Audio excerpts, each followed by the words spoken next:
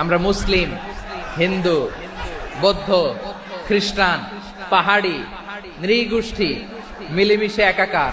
আমরা সবাই মিলে বাংলাদেশ। আমাদের পারস্পরিক সম্প্রীতি, ভালোবাসা, সৌহার্দ্যপূর্ণ আচরণ, বোঝাপড়া এটা বেশ মজবুত। তবে মাঝে মাঝে আমাদের এই সম্প্রীতির ভেতরে অনেকে ফাটল ধরাতে চায়। আমরা যে সুখে আছি, শান্তিতে আছে, এটা অনেকের ভালো লাগে না। দুর্বৃত্তদের ব্যাপারে আমাদের সাবধান থাকতে হবে, আমরা সংঘবদ্ধ থাকবো। এই যে আমাদের পিসফুল কোএক্সিস্টেন্স, শান্তিপূর্ণ সহাবস্থান। যেদিন হিন্দুদের পূজা অনুষ্ঠান, আমরা ওই দিন তাফসির মাহফিল করি না, ঠিক কিনা বলেন? যেদিন আমাদের তাফসিরুল কোরআনের প্রোগ্রাম, ওই দিন আমাদের হিন্দু ভাইরা ডিস্টার্ব করে না। সুবহানাল্লাহ। হিন্দুদের পূজা অনুষ্ঠানে আইন শৃঙ্খলা বাহিনীর পাশাপাশি মাদ্রাসার ছাত্ররা যে সেখানে পাহারা দেয়। গোটা পৃথিবীতে এই দৃষ্টান্ত আপনি পাবেন।